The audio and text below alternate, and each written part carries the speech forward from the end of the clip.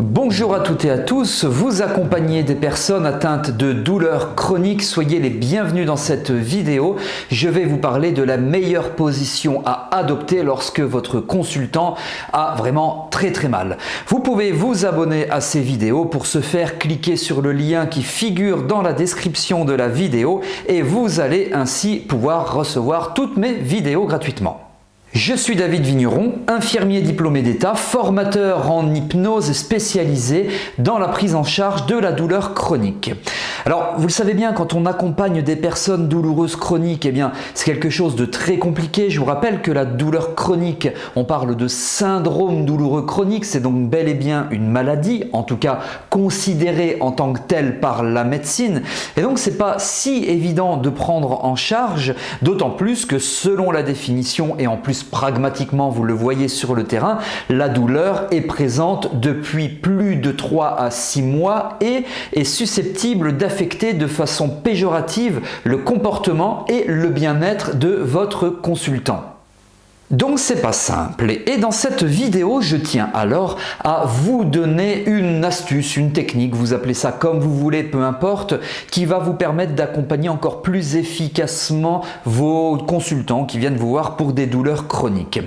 Alors vous savez, en douleur, dans les prises en charge, en tout cas au niveau de la médecine, on parle des médicaments, les anti-inflammatoires, les anxiolytiques, les antiépileptiques, voilà, il y a plein les antidépresseurs. Je ne vais pas vous faire la liste de tout ce qu'on peut donner à une personne qui est atteinte de douleurs chroniques. Et puis, il y a aussi les méthodes naturelles. Alors, vous êtes sophrologue, vous êtes hypnothérapeute, vous êtes praticien en médecine chinoise, vous êtes magnétiseur, vous faites du Reiki, vous êtes énergéticien, vous êtes professionnel de santé. Ce que je vais vous expliquer là, c'est vraiment quelque chose que toutes et tous, à partir du moment où vous écoutez cette vidéo, eh bien que vous pouvez utiliser. Et ce dont on ne pense pas souvent ou rarement, c'est d'expliquer à notre consultant comment s'installer le plus confortablement possible. On dit simplement, mettez-vous dans la position dans laquelle vous avez le moins mal. Ok, d'accord, mais je pense qu'il faut aller un petit peu plus loin dans les explications. C'est-à-dire qu'au préalable, vous devez avoir écouté un petit peu la douleur de votre consultant pour savoir un petit peu à quoi, entre guillemets, à quoi vous vous attaquez. Alors, quelle position est-ce qu'on va pouvoir conseiller à notre consultant? Eh bien, c'est la position dans laquelle il est le mieux. Donc, tout d'abord, expliquez à votre consultant qu'il y a des positions antalgiques, c'est-à-dire des positions qui vont permettre d'atténuer la douleur, et en conversationnel positif, des positions qui vont permettre de lui apporter davantage de confort.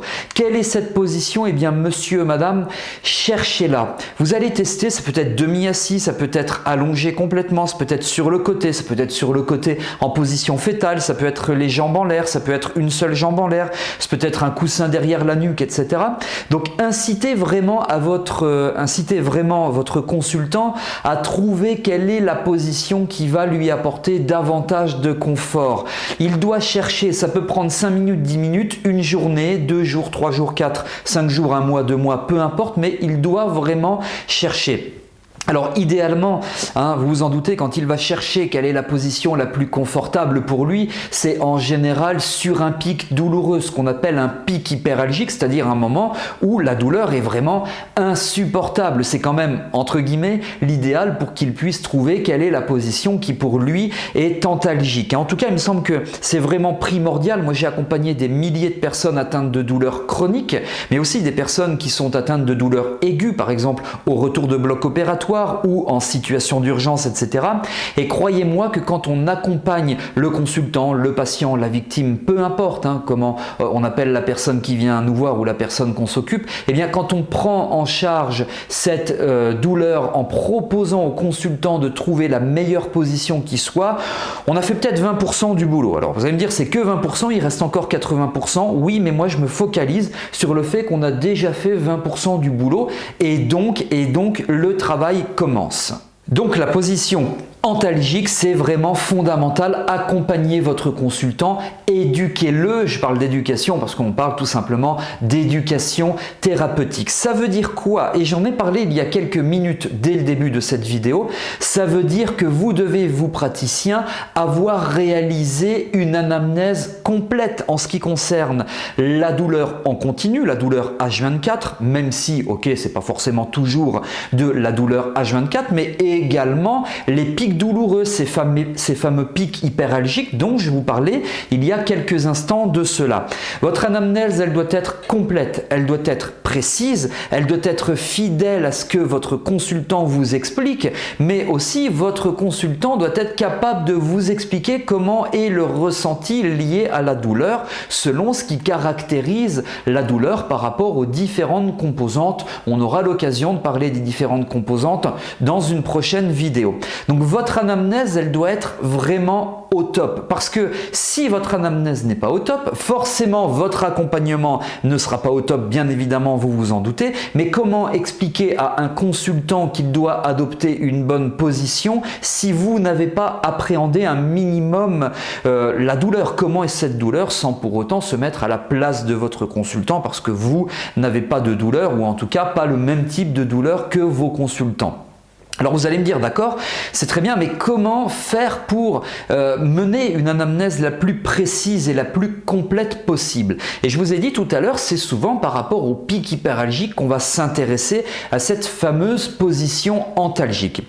Et bien pour cela, je vous propose d'assister gratuitement à une web conférence, à un webinaire, dans lequel notamment je vais vous parler de l'anamnèse par rapport à ces pics douloureux, à ces pics hyperalgiques. Cette conférence est gratuite. Pour vous y inscrire, eh bien, c'est très simple. Vous avez le lien qui figure dans la description de la vidéo. Vous avez également le programme de cette web conférence gratuite.